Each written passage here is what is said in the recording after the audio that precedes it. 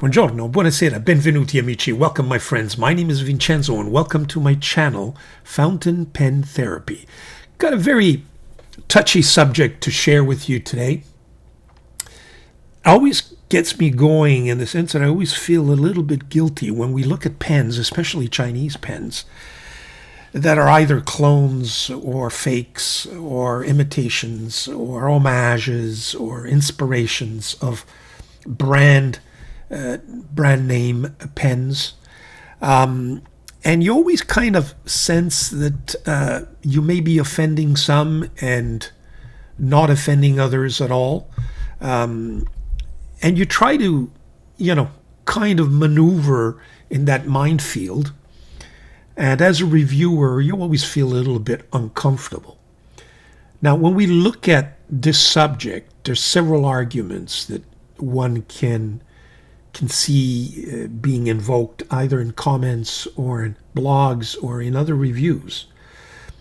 The first one is what I would, characterize, objectively speaking, and I'm not being sarcastic, as, the more moral, ethical, or legal high ground. That any pen that copies or steals or passes itself off as another brand name pen should be avoided, should not be ordered. We should not encourage theft, essentially.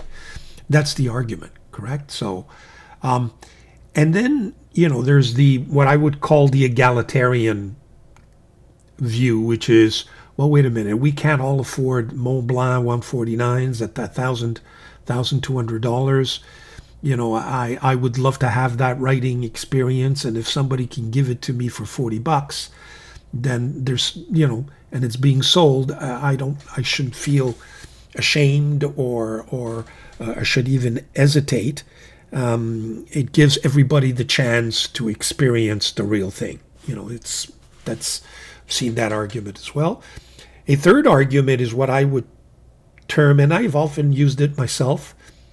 In fact, I've used all of these, but this one in particular, which is the testing ground argument. In other words, you're going to order a clone of a brand name just so that you could sense and feel what it feels like in your hands before you actually order the real thing. And sometimes you discover that, this pen is too big, too girthy. I'm not going to spend $1,500 on a Pilot Custom Urushi, the big one, because it's just too big for my hands and I don't feel comfortable. So you order a clone and you test it and you say to yourself, I love this pen or I hate this pen. It's not the same thing because, there are Pilot Custom Urushi clones out there that weigh, they're solid steel and weigh a ton, and the real thing is very light. It may be a false impression that you're getting, but the testing ground argument is often invoked. Okay, and I do it myself, and often I've done it, and I'll show you some of the examples in just a few minutes. The fourth argument is, you know what? Don't worry about it. I've always wondered why does Mont Blanc not go after these Chinese pen makers that clone and fake. Some of them are complete fakes. And we'll get to the categories in a minute. Why doesn't it go after them? And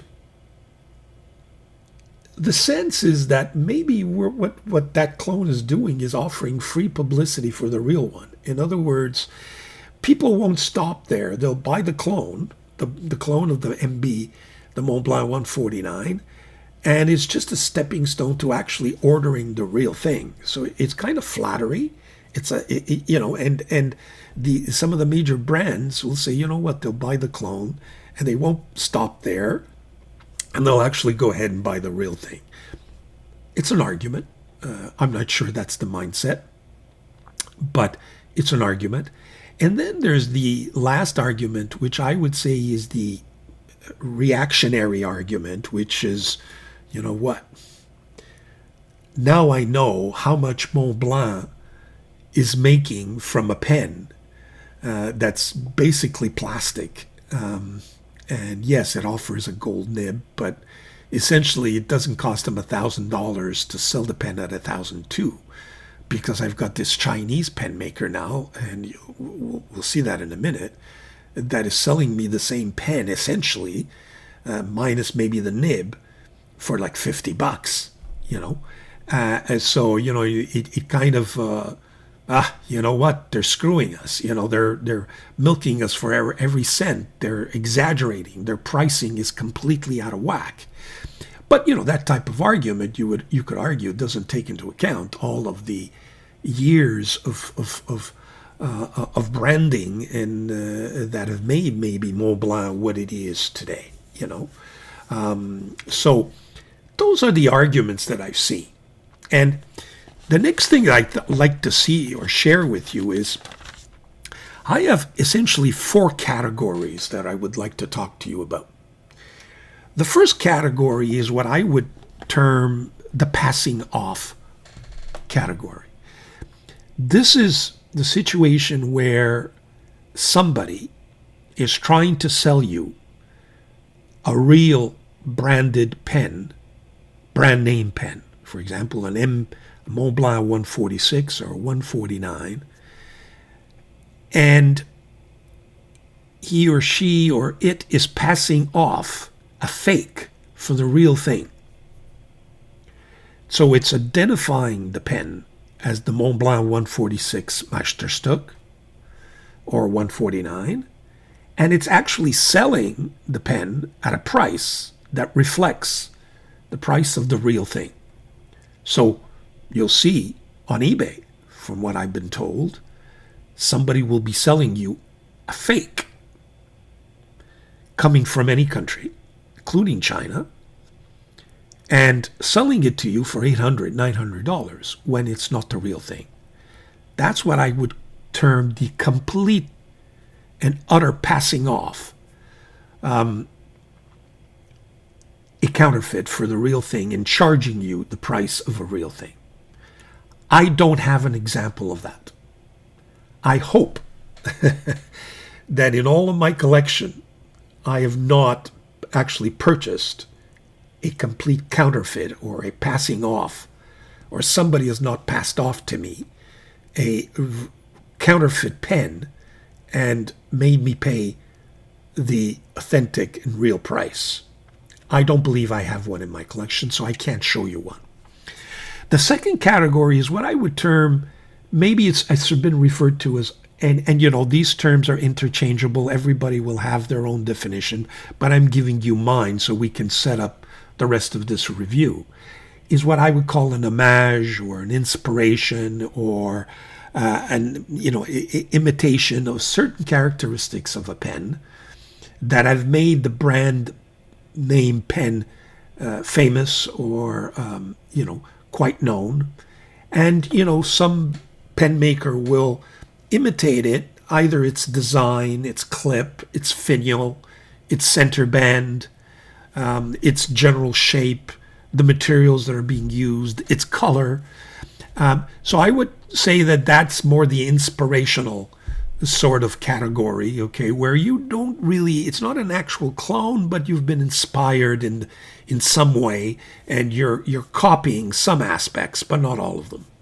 And you have your own brand name, and you have your own pricing, and you have your own, you're not passing yourself off as something else. It's your pen. Ultimately, it's your general product, but you've taken parts of features and designs of others and incorporated it in your pen. The third category is what I would term clones. In other words, they are not only inspired and they're completely or almost the same thing as the real thing, but it's not being sold to you at the real price, nor is it being branded as a Montblanc, for example. No, it's a Majon, and it's got its own name, Majon P139, for example, or a P140. But when you look at the characteristics of the pen, it's actually a copy, almost, perfect copy of an already existing, highly famous or well-known brand name pen. And we've seen several of that. Majon is, I think, one of the Chinese pen makers that does a lot of that. You can even say that Wing Sung has done it, and you can say that Jinhao has done it. As to when you compare it to Hongdian, compare it to Pen BBS, or compare it to Asvine, and we'll see that in a few minutes. So that would be the clone category, but nobody's trying to pass off to you a Montblanc 149 and selling it to you at $1,400, making you believe that it's the actual thing. They're at least, and I use the word loosely here, honest enough to let you know I'm copying, but I'm using my own name, so it's not the real thing, and that's why I'm selling it to you for $40 as opposed to $1,400. Does it make it any better? Perhaps not. But at least you don't think you have you know full well that you don't have a Montblanc 149 in your hands, okay? And you're always wondering, well, I wonder what that real one feels like and writes like, right? So you have the clones, and you have variations in the clones. Some of them are 100% copies, and others will have slight differences, and others will have even more differences. So it's somewhere between an inspired design and an actual 100% copy, okay? And it varies in between there. And then the fourth category is a complete fake. It's a counterfeit, but it's not being sold to you as the real thing. In other words, it's 100% clone, and it may not even have a name, okay? But leading to, it's telling you this is the exact copy of the Montblanc 149, but I'm going to sell it to you for $40-50 because it's not the real thing. You see the difference. So those are my four categories, and I think I have examples. Apart from the passing off, I don't think I have an example of a counterfeit pen that's been sold to me or that I purchased at full price and just later discovered that it was a counterfeit. I don't think I have an example in my collection. I hope I don't. And so I have no examples to show you, but I have examples of all the rest. And maybe the best thing to look at is, I'll show you what I've got in terms of these categories and how it fits in and how I feel about them, okay, over the years when I've collected them. Let's start with what I would say are imitations. And I've put a few pens aside for you, or inspirations, okay? And look, and there could be many, many examples of that. I'm just giving you some, and I can't go over all of them because it would be, it would take, this video is going to be long as it is, so to speak. But for example, you know, we have my Dolce Vita, which is the original, and then I have an Aurora, and then I have a Wencher. You know, this black cap, orange body, you know, who came out with it first? And I don't have the Montblanc Hemingway here. Was it the Dolce Vita first? Was it the Hemingway? Was it the Aurora? Now, these pens are different, but they're kind of inspired by the idea of having a black cap with an orange body. And I remember Nino Marino, when I met with him in Italy, and I asked him, how did you come up with this Dolce Vita? And he said to me, well, you know what? At the time, when you look, you know, people, retailers or distributors, their business was through catalogs. You would flip through the catalogs and you would see them all having. Oh, I'm sorry. I think I didn't show you the pens that I'm actually referring to. Let me just switch here. Yeah. So here are the three, right? So you have a Wencher, you have an Aurora Sole Mio, and you have the real or the Dolce Vita, the big one, the original.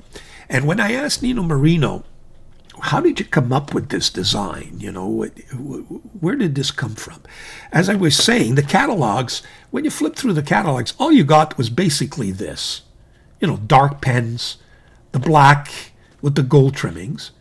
And he said to himself, it would be nice if when I flip that catalog, all of a sudden, you go through and you see this orange popping up. And something that he said, you can go into a boardroom or somebody would pull out the pen with this orange body and say, that's a Dolce Vita, and that's where the inspiration came from. And we've seen, and like I mentioned, there's even the Hemingway, which doesn't have the resin that these pens have. It's a little more flatter, but and I'm not sure which one came first, frankly. And maybe it was inspired by some other pen that you may know of, but you understand what I mean. So there's some inspiration in terms of color. Then I have all these black and gold trimmed pens, anywhere from the Pilots, the Platinum, to the Sailor, to the Mont Blanc. And you say, they're inspired, the general sense of having this black gold trimmed pen. Some of them, like the Mont Blanc and the Sailor King of Pen, are very familiar. You've got the basic cigar-shaped pen with the gold band center, gold rims, trimmings at the bottom finial. The clips are different, but you're basically talking about a gold clip with a ring and with a rounded finial. Yes, the Mont Blanc's got the famous peak, and the Sailor does not. But, one is inspired by the other. You have you have an Optima. The 88 from Aurora. Again, that design, which is, and then you've got the series of Pilots here, which are essentially the same design, right? It's got that rounded finials with the basic clip, and actually this is a Mont Blanc, so this should go more towards here. And then you've got the Sailors, which are here. That's the 1911, and that's the Pro Gear. But you could say that when you compared the Aurora clip to the Pilot clip, there's some inspiration there. Okay, there's some similarities. And then, of course, you got the Estabrook, and I'm giving you an example of, again, the cigar-shaped. You've got the Majon P140, which some could argue is, in fact, a 149 down to the clip. I mean, the clips are very, very similar, but have got a different center band and maybe some differences in the finial. And one is, a demonstrator and the other one isn't.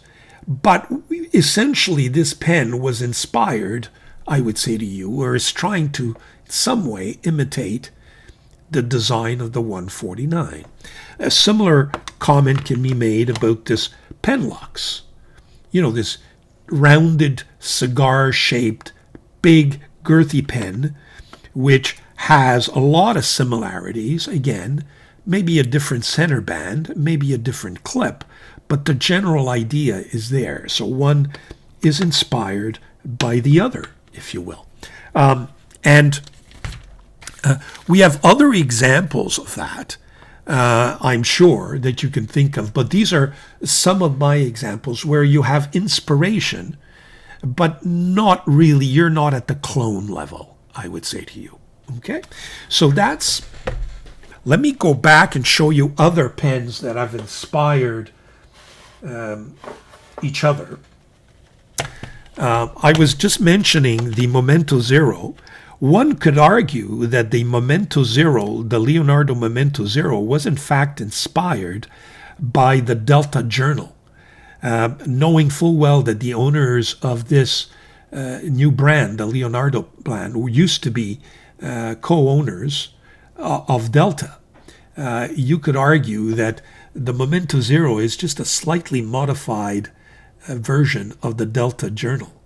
There you have it, right down to the center band, and the basic look with a kind of a pointed finial, although the Memento Zero is a little more pointed, if you will, but you can see the similarities there. And this is another journal, by the way. I have 2 Delta journals, and you can see that the old styled Memento Zero, this is the Sorrento, not the Sorrento, this is the Positano with the 2 bands there, could arguably be inspired by the Delta journal. Then we've got a Triongdean, the 1866 model, which you could argue, especially this one, is inspired by a Faber-Castell, either the classic or the, what did they call it? Let me just take a look at my notes here. The Tamidio, I think it is. Yeah, the Tamidio, and I'll put some pictures on photos on the video to show you the similarity. You could argue that the clip is different, but this flared up top finial with the bottom being made out of wood, you could argue is inspired by a Faber-Castell. Okay, the same would go with the other 2 versions of the 1866. Another inspired model, Ungdean, you could argue this. I have here the 100. I have the N12, the 960, and the N1. One would argue that it's been inspired by a pelican. In other words, this rounded or this layered finial is a pelican design that has inspired these various versions.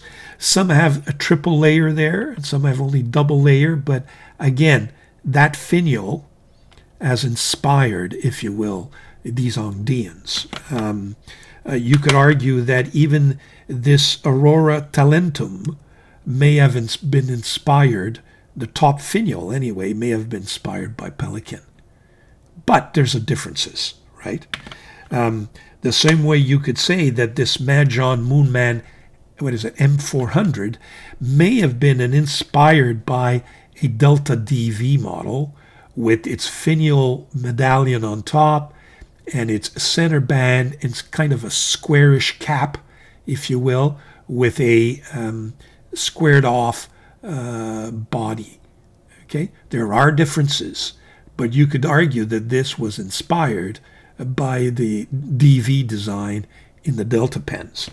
But again, different, and you can't say they're fakes, you can't say they're perfect clones, but you can say they're homages, or they've been inspired, or they have imitated some of the qualities or features of other pens. So those, I would say to you, are inspired pens. Now let's look at examples of other clones. I'll be right back. That's that category and examples of that category. Now let me give you an example of the category that I would say is the clone category. One of the pens that I believe has been most, in terms of clones are concerned, when you talk about clones, is the Parker Duofold. Now, this is one version of the Parker Duofold, an original, and that pen in and of itself has gone through many, many different variations over the years. I invite you to take a look at the video that I made of this pen, where I go through some of the variants. But you could see that it's got the Parker Duofold gold medallion.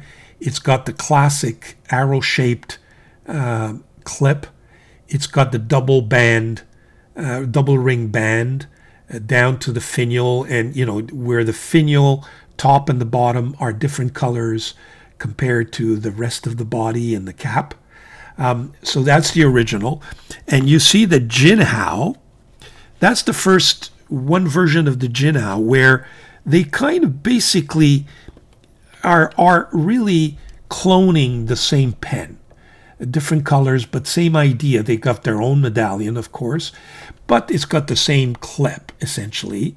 And it's got that center band is different, but it's a clone, okay, because it resembles the duofold design much more than just an inspiration. The same can be said of this Majon M600S, okay? There you go. It's copying the clip. It's got the essentially the same center double ring band. The same idea. It doesn't have a medallion at the top, but it the same idea with the black top finial, black bottom finial, and I would say to you that that's a pretty good clone, okay? But it's being sold as a Majon M600S, and the price is not $1,000 or $800, okay? Same can be said of this other version of the Jinhao. It's got a skeleton body, but again, it's got a duofold shape. And then Majon went through a transformation. Not Majon, Jinhao. You can find some Jinhao 100s or Centennial pens that have a similar center band, but the clip has changed. Now they've abandoned, or they don't have that Parker arrow clip, but they have their own clip with a rounded knob here, but a similar design in terms of a medallion at the top, and of course colors for the bottom finial and the top finial. But again, they've stepped away from the original and have their own clip now. This Conklin, and I forget, I think this is the duofold, is it the Conklin Omniflex? I forget what they call it. But again, you could argue that it's been inspired, but it's not a clone. This is an inspiration of the duofold. The same can be said about this Rosetta Magellan, inspired by the duofold. Similarly, you have a Lemon, okay? Lemon M1, I believe this is. Take a look at that. It's got the Parker arrow clip. It's got maybe a different center band, but again, inspired by the Parker. The same can be said of this Admoc duofold, I think they call it, where, the clip is the arrow. It's got a similar shaped top finial, bottom finial, but the center band is different. In fact, you could argue that the center band is like a Jinhao center band, okay? So it's kind of, the Admoc is kind of copying the Jinhao center band. And there may be other actual Parker duofolds that have this type of center band. I don't have it handy right now, but I would not be surprised that the Parker did go through kind of an evolution at one point. Another clone, you could argue, is the Leonardo Momento Zero as compared to the Majon or Moonman M800. Some people have said that that's an exact clone.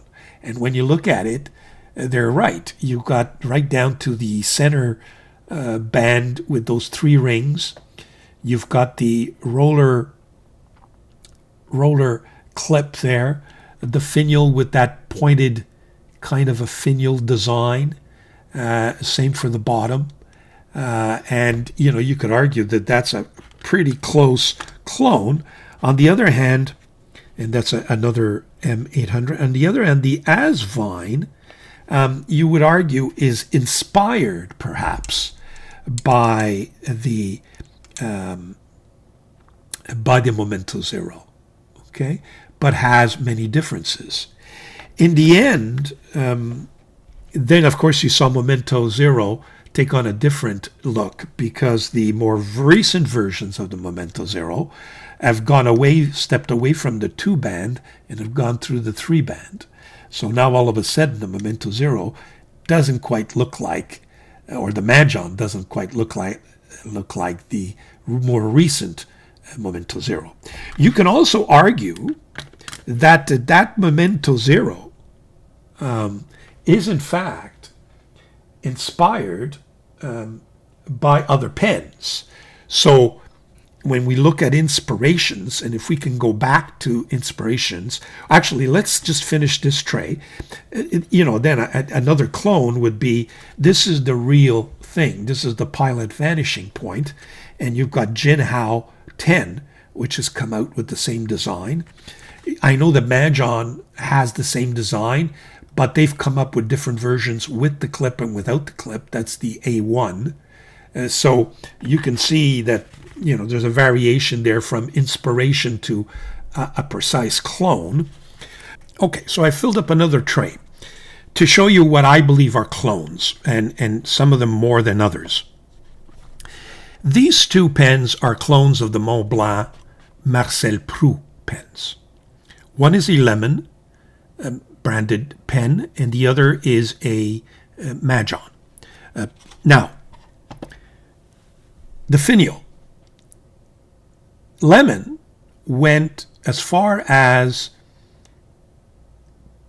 kind of cloning the peak here, the Mont Blanc peak, but with a difference. You'll notice it has 5 stars as opposed, and let me just get the real thing out, as opposed to the 6 stars or the 6 points, okay, in a real Mont Blanc.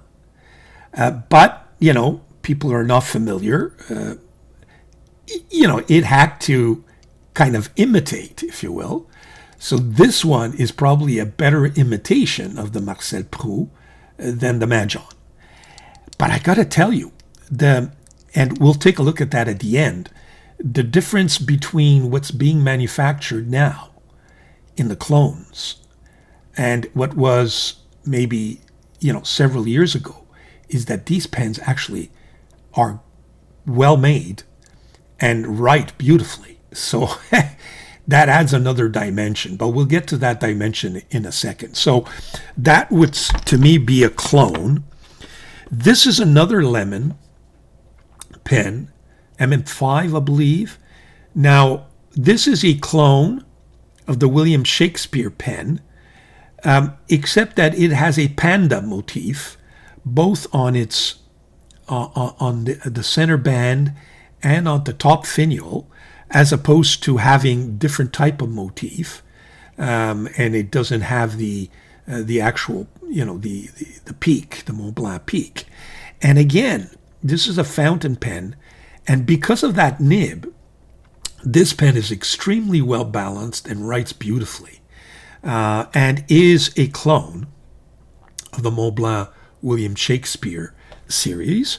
This same thing, this is a roller ball, actually has, you see, this would be, in my view, a bad fake.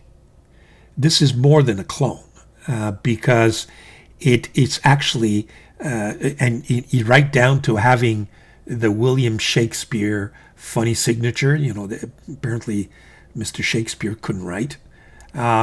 This is garbage, by the way, as compared to this one that doesn't have the William Shakespeare signature on it.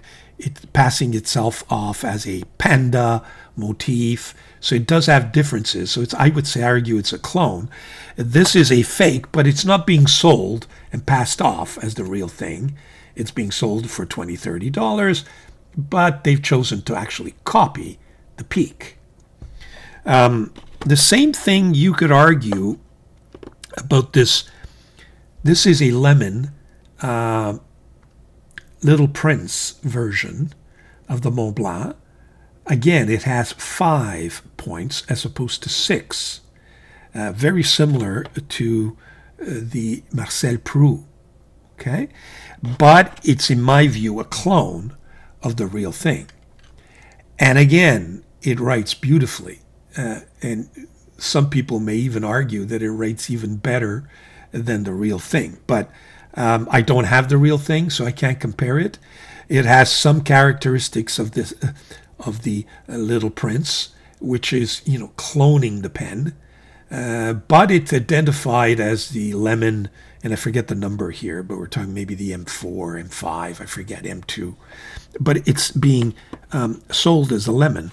Another version of the Little Prince is this Moon Man. A little bit different, but at least it doesn't have that finial. But the rest of the characteristics, especially on this cap, is cloning the real one. This is a tramol, which in my view is a clone of the Pro Gear, Sailor Pro Gear, with some differences, but as you can see, it's pretty close, pretty close. Okay, and of course I have the classic Pro Gear, but you have some of the Pro Gears now that are being sold with different colors. And this pen, it's got the feel. It's not cheap plastic or cheap, it's not metal. It's got the feel of the real thing, and writes beautifully. So this, in my view, would be a clone. The same can be said about the Jinhao. What is it? The 84, I believe, which is a clone of maybe the Pro Gear Slim. Okay, so those are clones in my view, and some are closer than others. Then we've got the famous M800 Admok, which is compared and is an actual clone of the Pelican, right down to the clip, which is kind of the beak of the Pelican. That design of the top finial. In fact, my Admok was being sold with a little sticker that you could stick onto the top that actually had the Pelican, which is, I think, going overboard. But again, it's being identified as the Admok M800, not very subtle. And I ended up, at the end of the day, replacing the nib with an actual Pelican. And this is one of the pens that I thought I'd buy just to test how big and how small does it compare to the M1000, which you see here. And at the end of the day, convinced me not to get the real thing. I thought I was spending $800 on the real thing for really no reason, because I've got it all in here, okay, for 40, 50 bucks. The same thing can be said of this M400. This is the Admok, and this is the real, actually this is the R400 because it's a roller ball, but essentially it has the same shape as an M400, and you could see that it's an actual clone of the real thing, okay? So there you have the Pelican. This is that big, heavy, some call it the Montefiore, some call it a Jinhao, some call it the big steel pen. This is an actual clone of the Custom Urushi, the big one, Pilot Custom Urushi, except that this is metal and weighs a ton, and doesn't have the original of this imitation or clone. Has a number 6 size nib, and of course I think we have the number 50 on the real thing. I have since replaced the nib with a Robert Greene section here, so it allows me to test the size of a real Urushi with a bigger size nib. It has the Jinhao number 8 size nib, and I've turned this pen into a very interesting pen by changing that section, okay? But again, it's a clone, okay? Same can be said about this Jinhao, what is it, the 80, I think, which is an exact clone of the Lamy 2000. The big difference being that this pen is made with very original material, whereas this is just cheap plastic.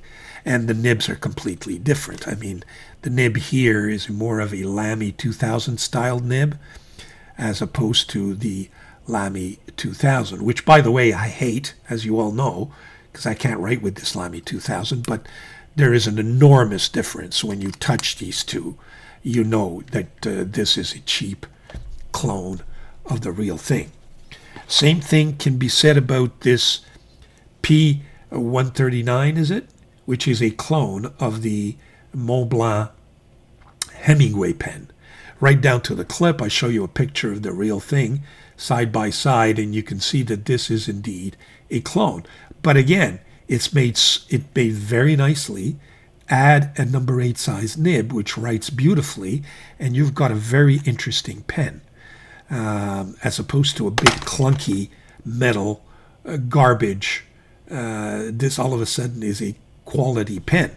The same thing can be said about this Majon V60, which is an imitation of the Omas 360.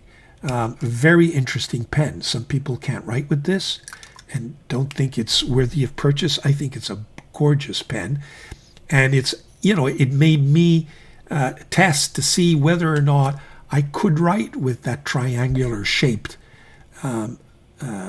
section, and I find it very, very comfortable, to the point where it's now on my bucket list to get the real thing. So this has inspired me to actually get the real thing. So these, as you can see, are some of the clones. I'll be right back and show you some more. Okay, I'm back with other examples. I would argue that these two are, in fact, one is a clone of the other.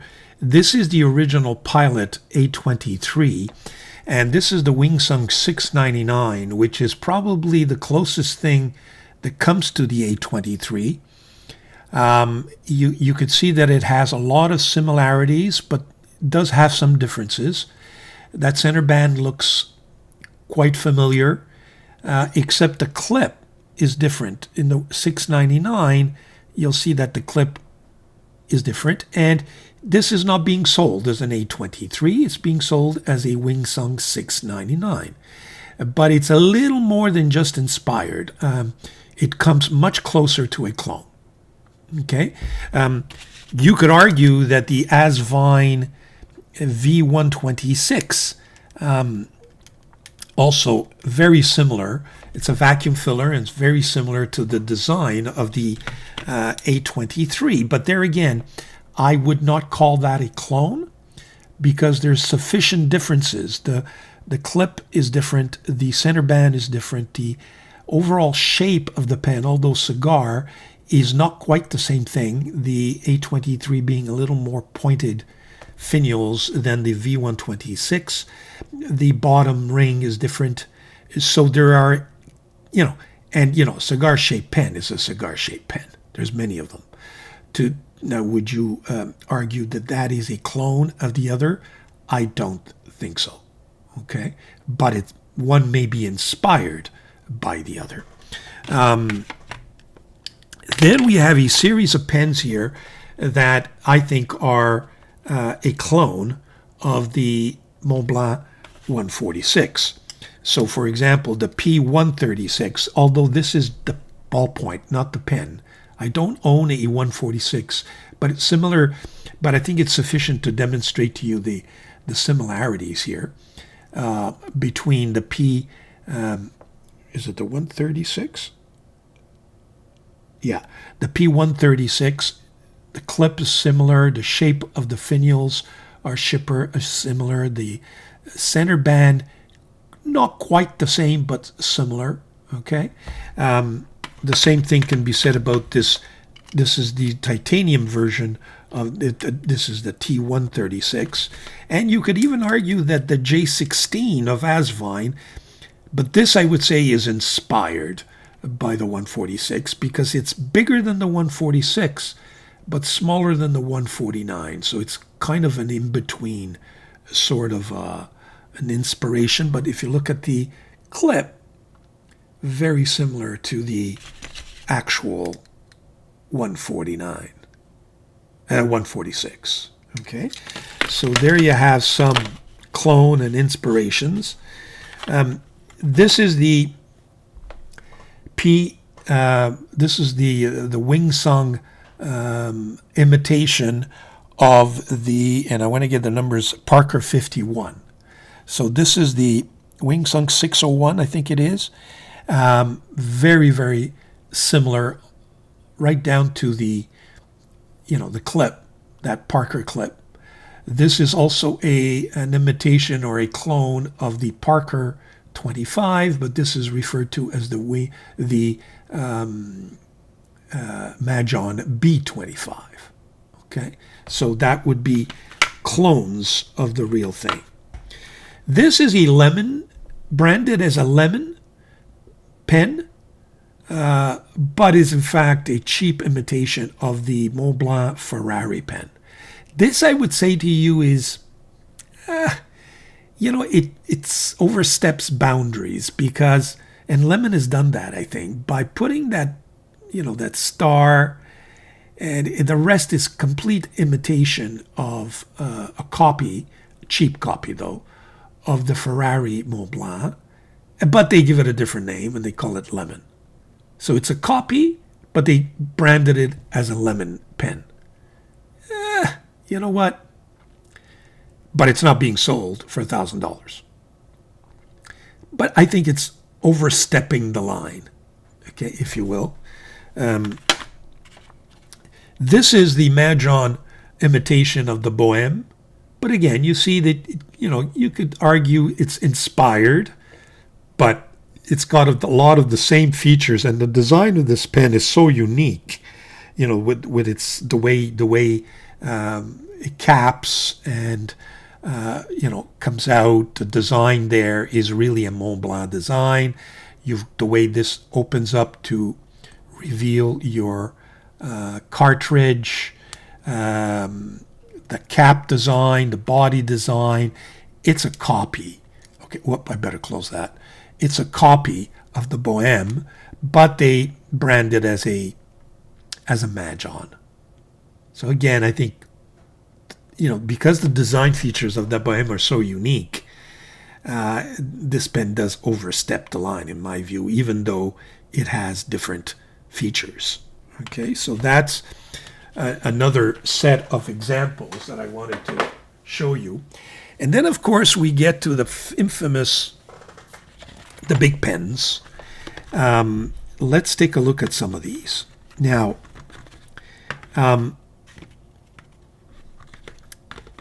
this is that big imitation of the Urushi, so I'm going to use that, in fact, to show that, because it's such a clone of the real thing, okay? And you can see my review. I did a review on that pen, showing you the differences and the similarities of the two with pictures, etc.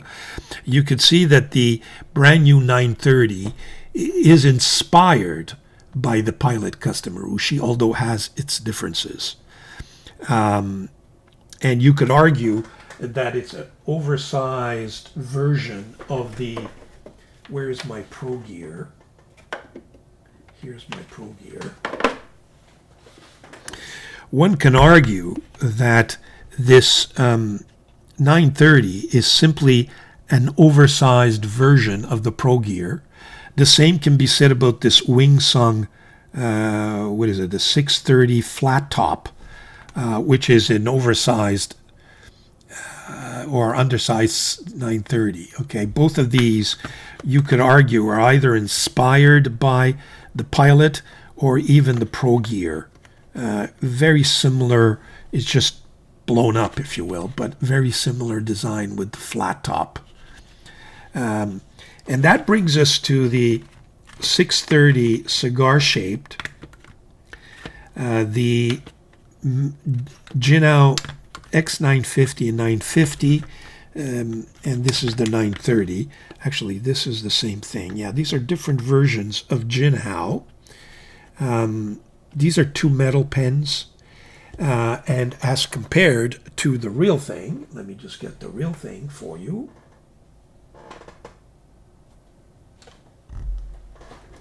Which is here. I'll put that one aside for now. But as you can see, this is the real Montblanc 149, and all these are pretty good imitations and clones of the real one, except they're branded Wingsung or branded Jinhao. Some of the clips are different, you could argue. They don't have the star or the peak, but very, very good imitations of the real thing, if you will. of the 149, and you could argue that the 930 is in fact a blown up version of the 149, okay, because it's a blown up version of the 630. So similar to Mont Blanc, and yet there's slight differences, and they're not being marketed or sold at the same price, nor are they being passed off as Mont Blanc 149s. So that covers the category, if you will, of clones, and in particular the 149. Now I have a last category for you, which is the fakes.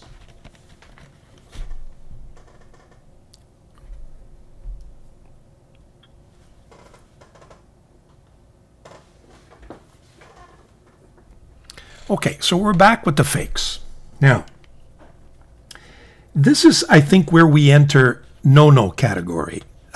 It's not quite passing off because, I repeat, none of these pens were sold at the price of Mont Blancs, except that they are fakes to the extent that they are counterfeits being sold at a cheaper price. This is a little different because it's actually being sold as a Wing Sung. It's got the Wing Sung branding in terms of when I bought it. Okay, I didn't know it was it would be that. But at the end of the day, it's a counterfeit Mont Blanc because it's copied all of its features, but it doesn't have Mont Blanc written anywhere on it. Okay, but it has everything else in terms of whatever. Actually, I'm wrong. It even has the Mont Blanc right there. So, although they sold it as a Wing Sung or some variation, it's a complete copy, and it's a cheap copy at that. And it even has copied the nib. But we'll get to the writing in a second. The same thing can be said of all these pens. You can see that they all have the, well, these ones don't have the mountain, but the peak. But you can see they have the peaks. These are all very cheap pens. This is, an imitation of the JFK pen. I bought these, like maybe 20 years ago when, I was just looking and I said Mont Blanc, so I bought a bunch of pens. I think they were going at $4 or $5 each. But they actually have, Mont Blanc written on them. They've got the peak, but look at the peak. It's very grayish. It's clunky. It's cheap. It sometimes it opens. Look at this. Sometimes it opens. Sometimes it doesn't. Doesn't screw on perfectly. So very cheap pens that are being with the actual Mont Blanc branding on it, and that are essentially garbage. Okay. I do want to make a distinction. Is this one? Yeah. Okay. We'll get to the writing in a second. Some of these pens actually leaked. The nibs were scratchy. So these are the more recent fakes. And I got to tell you, folks, this is a fake of a 146. Take a look at that. It is precious resin. It's not steel. It's very well made. It's got a ink window. It's a piston filler. The nib is an attempt to copy an actual gold nib, but it's not quite there yet. But this pen writes amazingly. Okay, this is an earlier version. Again, the nib writes really, really nice. And it is precious resin. This is not as good quality as this. These are the more recent ones that are on the market now in the Chinese on AliExpress. This is the pen that I showed you during one of my recaps. It's an actual reproduction of the 149. And I mentioned in my recap that I showed these two pens to my wife and son, who are not aficionados, and asked them to tell the difference. And they couldn't tell me which one was the real one and which one was the fake. At the end, they guessed. Some of them, I think one guessed right and the other one guessed wrong. But take a look at that. I mean, right down to the weight. This is a perfect imitation. The only difference is in the nib. They actually, one screws into the other. So this one, you can see the gold trimmed fits into the silver trimmed. And I'll tell you which one is the real one in a second. Now, I'm not going to close up of the nibs. Both nibs are huge nibs. Take a look. The ink windows are the same. The size is the same. Even, you could argue, the feeds are the same. The real difference is in the nib. And that's where you folks who are, aficionados can perhaps tell which one is the real one and which one is the fake. This one's got a broad-shouldered compared to that one. Actually, what I'll do is I'll blow it up and show you a real close version of those so you can appreciate the differences, and then you can guess which one is the real one and which one is not. So I'll be right back. I'll set up my camera accordingly. Okay, so I've set up my camera so I can give you a better macro shot of these two nibs, because that's where the real difference is. Maybe not in the writing, but in the nibs themselves.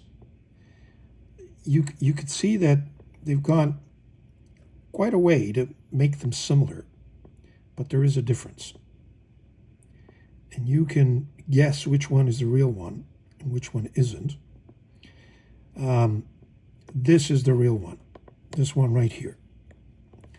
As compared to the other one, I think you can tell by the fact that the fake is duller, if you will, much duller than the real one.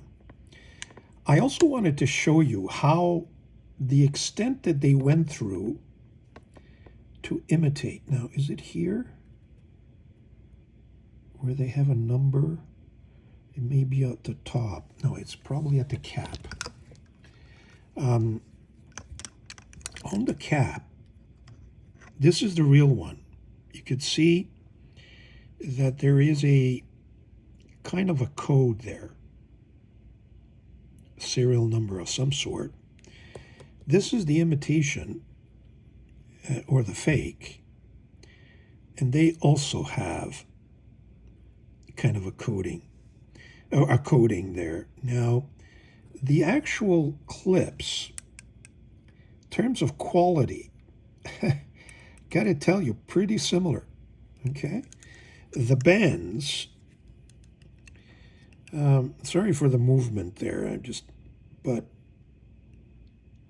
take a look at that. I mean, they've now kind of even mastered the way the band looks. The difference is that in the imitation, you see 149 and then Mont Blanc. In imitation, they have this other character there, which is kind of a copyright stamp of some sort. I'm not sure if it's reflected in a previous version of the 149. I have a pretty recent version. Mine is not that old. But as you could see, they've gone out of their way to to really master and copy. And of course, you could see the striped ink windows there. Well, one you can see better than the other, but trust me, they're just as nice. It's just the color of the ink. But take a look at the threads. Take a look at the flare there on the section. As far as the feeds are concerned, they're very similar. Okay, the feeds are quite similar. There are differences, but they're very similar. The band here is almost identical. Okay, so there you have it, a close-up of these two pens. Now what I want to do is finally do some writing, so I'll be right back. Okay, so now we've saw a bunch of pens and imitations, clones, passing off as real things, and actual copies, fakes. But one thing that has stood out, at least in the last year or so, is that the quality of the pens, unfortunately or fortunately, depending on how you view things, has increased exponentially. I mean, I showed you some of those clunkers, those big, heavy steel pens. They were absolute garbage. When I recall when I inked them, I would cap them, and 3 minutes later, it would leak all over the place. The nibs were, you couldn't write with them. It was just absolute disaster. And that's why I just threw them in a box and I put them away. And even the ballpoints or the roller balls, they had fake Mont Blanc refills, didn't write, dried up on you, etc., etc. I mean, the price was also extremely low, but having said that, in the last couple of years, these clones have taken on a different dimension. The nibs are absolutely, they're in-house. They're not yo-wo. In some instances, the clones of actually, you have a choice. You can put in a Bach nib or a yo-wo. And I would say that the in-house nibs are more interesting than the yo-wo or the Schmidt or the... although Schmidt, in my view, is probably the best of the three. But having said that, the writing experience is very, very nice. And that's what makes this whole affair very controversial, because I enjoy the writing experience of some of these clones. But on the other hand, I feel a little bit guilty that, we're buying ripped off designs and that moral, ethical, high ground argument is compelling. And I kind of, sometimes I resist the temptation and sometimes I don't. And with that Mont Blanc 149 fake, I did not resist. I ordered it and I was just blown away. So let's take a look at some of the writing that we can do with these pens. And here again, don't write to me to say you're encouraging. I just want to show you the quality that's out there. Okay? So, which makes the argument that, maybe you're not only buying, a pen that's $40, you're buying quite a unique writing experience. So let's go over to my overhead camera and I'll show you what I mean. Okay, let's start with the Pilot Custom. So this is the Pilot Custom 823.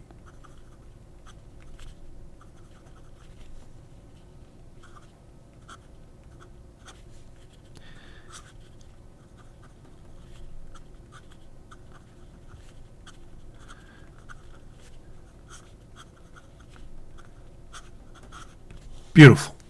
This is a broad, if I'm not mistaken. Okay. Now, I'm not using, it's not scientific, I'm not using the same inks, etc., etc. Some of you might say, well, that's not fair, but I just want to show you what these pens can do. This is the clone. This is the Wing Song.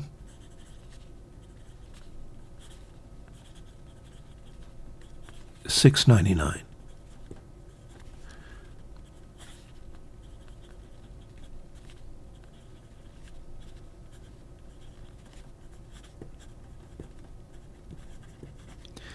Now this is, I don't know, $30, $40 maybe?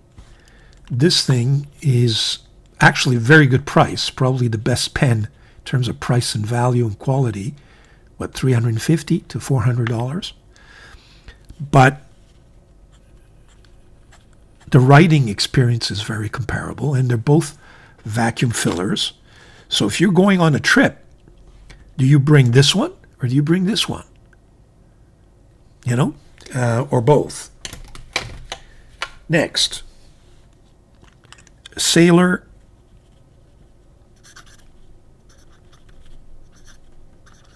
Pro Gear.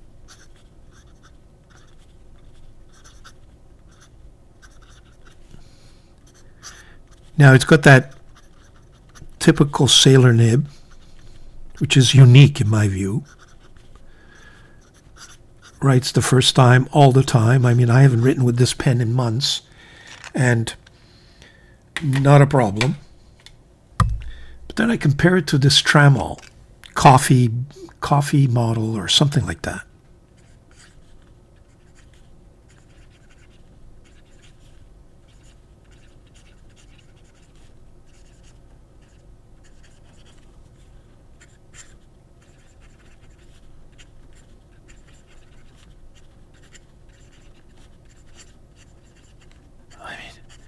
This pen just writes beautifully. And what impressed me the most about this Trammell was the quality of the resin. It feels like precious resin. Yeah. Let's take out another clone. I don't have the original of this. This is the Little Prince. But this is a Lemon M6.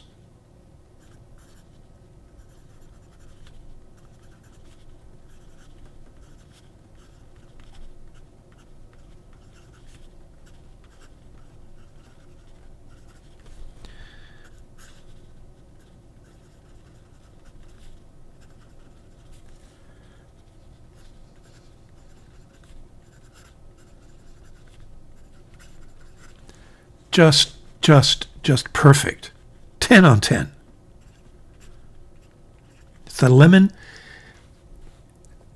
with a slight foude or architectural grind.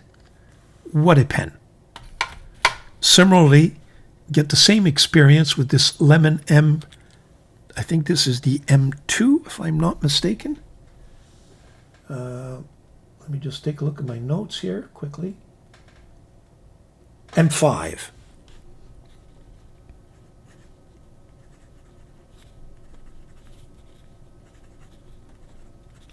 And it's the William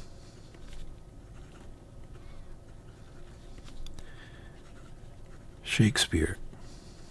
Now this one is not writing quite as smoothly. Well, it's smooth, but it's skipping because I haven't written it with it a while. But trust me, it's the same sort of nib.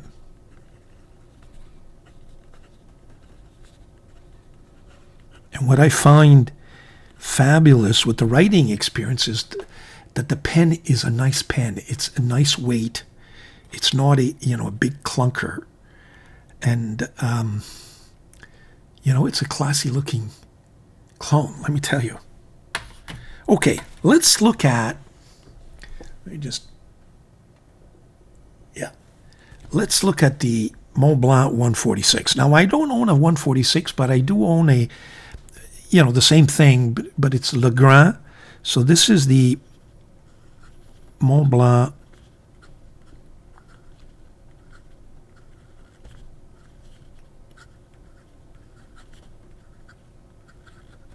I think they call it Solitaire. I keep forgetting the name of this particular model, but it's essentially it's a 146 in terms of size. Now, the funny nib on this thing is it has a kind of a double broad oblique, but pens I compare to it. Majon,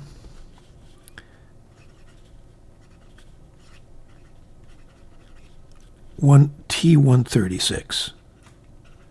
And again, it's got that lemon nib.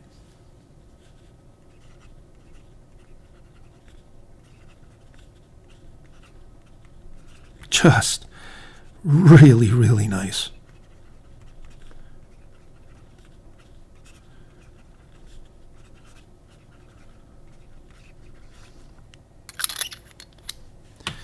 The Asvine J116. Now this one has it comes with a Yowo J16, and this has a Yowo broad nib. And we all know that, that broad nib is really juicy, so no surprise there. But again, offering, a good alternative. And you got the size of a 146, just a little bit bigger. Next one is this Mahjong P136.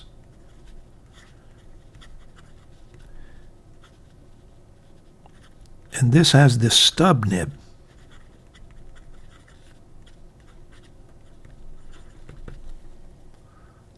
Which is an interesting twist. And then I have the most recent. This is that complete knockoff. Okay? It's not a lemon, it's not a Mahjong, it's a knockoff. But it's not sold at the same price. So this is the Mont Blanc. Take a look at this.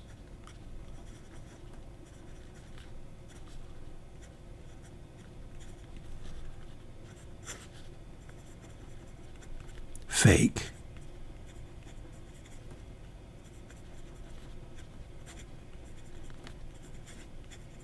Extra smooth, fine nib.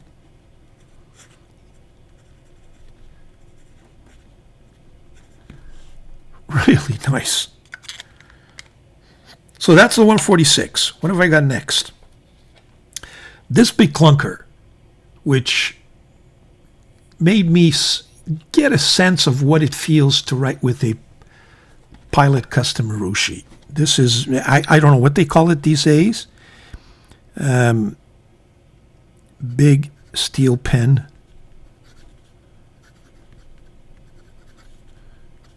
But it's got a Mike Green number 8 Yowo nib section.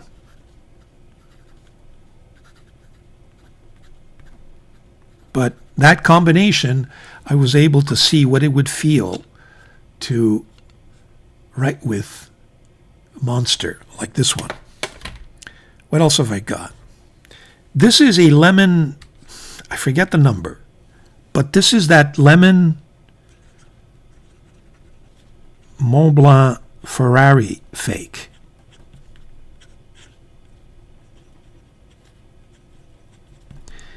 And the nib is actually not even a lemon nib. And look how beautifully it writes.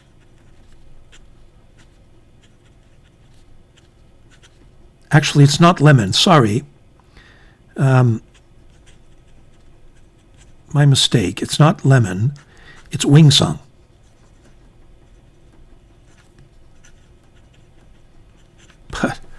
But writes spectacularly. What else? Of course, we have this is the Wing Sung 601.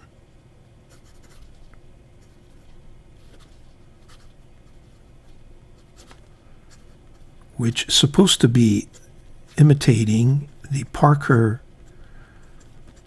51, if I'm not mistaken, but it's got that nice nib made by Bobby, which instead of being a fine is a medium, and it just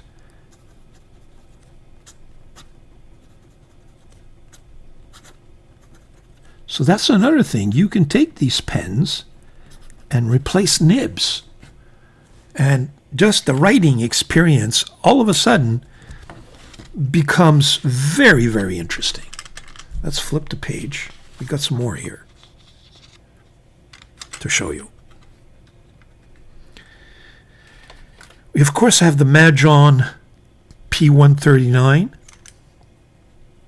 which imitates the Hemingway. I don't have the original Hemingway, so this is the Mahjong P139 with that number 8 size nib.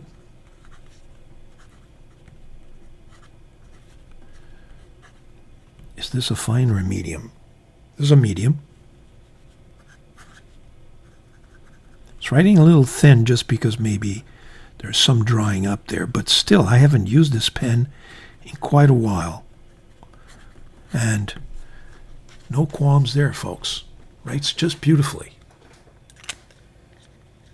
This is the Mahjong V60, which is the Homages imitation.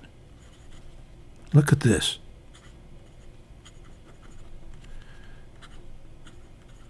It's got a Mahjong or Moonman stub nib. Just a joy to write with.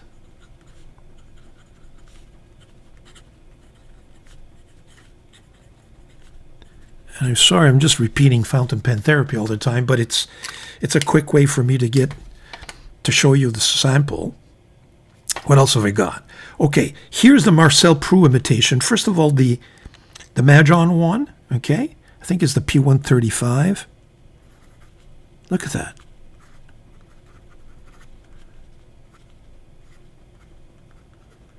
And this is with a Mahjong fine nib.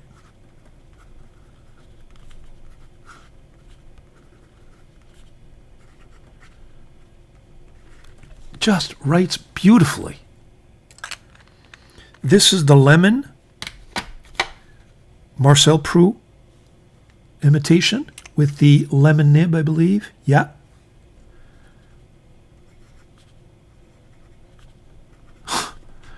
Lemon M, I forget the number, but it's the Marcel Proust.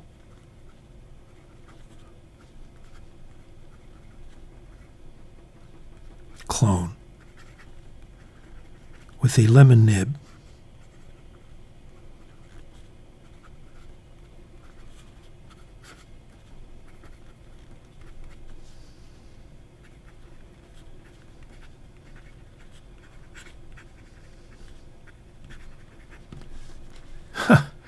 I mean, you cannot beat it, folks. That's what's frightening. Yes, the Pelican M800 imitation from Admock. So this is the Admock M800. It's got a Schmidt broad nib. Oh, just juicy.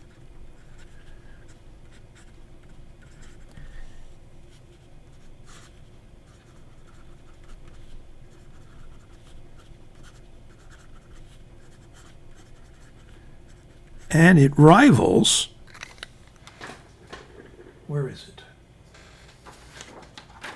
Do I have it here somewhere? 1 second.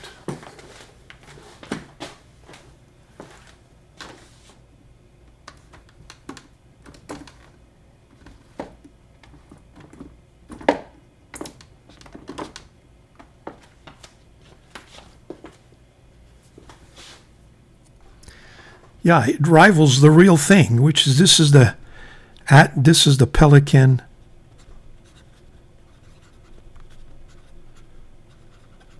M1000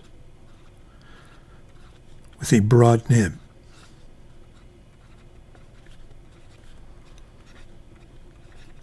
But I can tell you that the writing experience is similar. Now, this big nib is a little more, it's much softer. But look at the line. Very, very similar. Very, very similar. This is the same pen, the Admock M800, but I bought an actual Pelican nib, a broad nib, at Giardino Italiano. It was on special. I think I paid $150 for it. And all of a sudden, I've got an M800.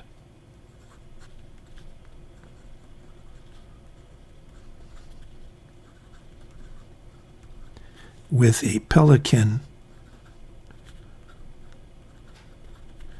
M800 broad nib.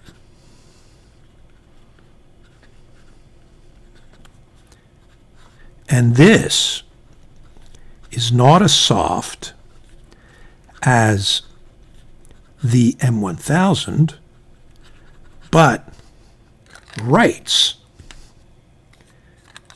very similar to the Schmidt nib. that the AdMock comes with. So that's what makes all these pens so much. We're in a different league now, completely different league. Now, give me a second. I'm going to set up and I'm going to show you the 149 clones. Okay, let's look at the 149 clones. Well, where are we here? Where is the real one? Got to be careful now. Okay, this is the real one. Okay, this is my Mont Blanc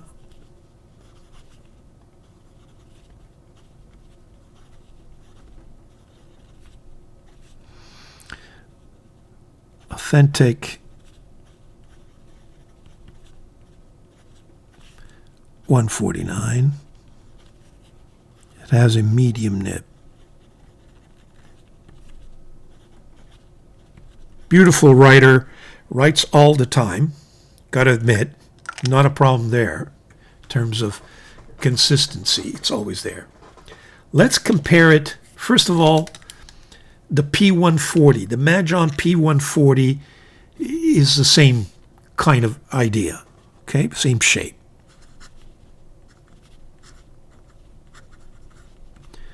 P140, which has a number 8 steel medium nib. Very similar, folks. Very, very similar. Then we have the Wingsung 630. Just a fabulous writer.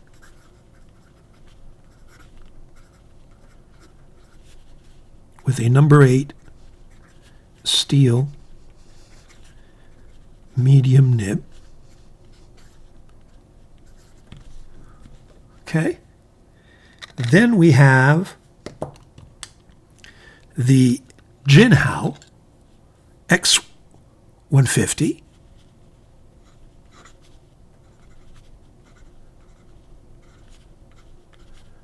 Uh, 159 actually, with a number 8 steel medium nib. Okay, very nice. And then the ultimate, which is the ultimate, the real fake. Okay, that's the real fake that I just purchased. So it's got no name, sort of an idea, which is the Mont Blanc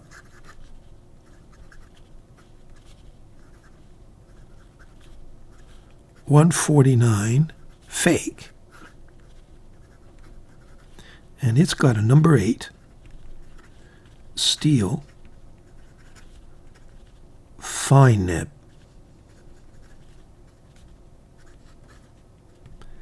Actually, it has a little bounce to it, folks. Okay. So those are, in essence, my... Now, you could argue that... Let me just get it for you. This huge pen, the Wingsung P130, is it? Or P930? Or 930, is just a blown-up version of Wingsung 930 number 9 steel nib, and this is a medium nib. And by the way, those the Wingsung 630 and these 930s, and there's a 632, the 631, come with gold nibs. I haven't tested those yet. I hear they're just not worth the price. There's very little difference between the gold nibs and the actual and the steel nibs. So I have not got into that, but I'm being tempted, I can tell you. So there you have it, folks. I mean, the quality in the pen and the writing experience is comparable. And unfortunately, if you cannot afford $1,400, those alternatives are real alternatives. And be that as it may, you can take the high road, the ethical ground, the moral ground, and say, and the legal ground, I'm not buying that, and that's fine. But what I'm saying is that they're really making it difficult for us, really are. Anyway, that's a long video. I thought I'd share my thoughts with you. I hope you've enjoyed it. And you know what? Let's just enjoy our pens, whatever they may be. And I know some of you will be scandalized, and that's okay. You're entitled. But I thought I had a need to put it out there, and now I've done it. So thank you very much, folks. Enjoy your pens. Be good.